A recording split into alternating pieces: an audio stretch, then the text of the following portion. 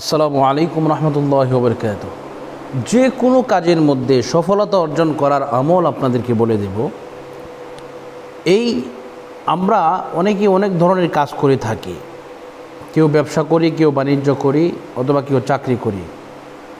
যে কোনো জায়গার মধ্যে আমরা থাকতে পারি, কিন্তু আমরা সফলতা অর্জন করতে পারি না। আমাদের সফলতার দ্বার প্রান্তে এসে এইটা আমরা নষ্ট করে ফেলি বা নষ্ট হয়ে যায়।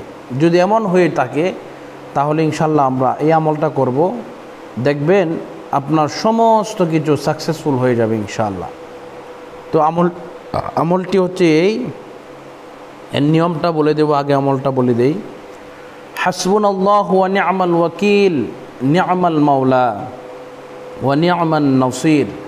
আমি আবারও বলছি, হাসবুনাল্লাহু ওয়া নি'মাল ওয়াকিল, নি'মাল মাওলা ওয়া নি'মান নাসির। এই আমলটি আমরা ইনশাল্লাহ করব।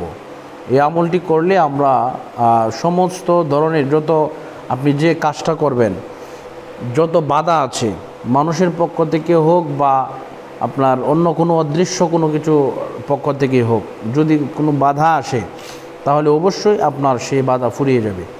এবং আপনি আমলটি এভাবে করবেন, প্রত্যেক নামাজের পরে অথবা নামাজ ছাড়াও আপনি এই কিনে আঙ্গুল এভাবে ধরবেন, ধরার পরে আপনি এটা 7 বার পাঠ করবেন।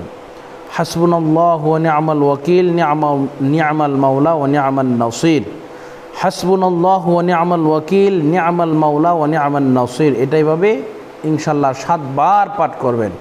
এটা আপনি সকালেও পাঠ করতে পারেন, দুপুরেও পাঠ করতে পারেন, রাতেও পাঠ করতে পারেন, যে কোনো সময় পাঠ করতে পারেন। অনেকেই প্রশ্ন করেন যে হুজুর এক শ্বাসে পড়তে হবে কিনা। না, আপনার যত ইচ্ছার শ্বাসে আপনি পড়তে পারেন, কোনো অসুবিধা নেই।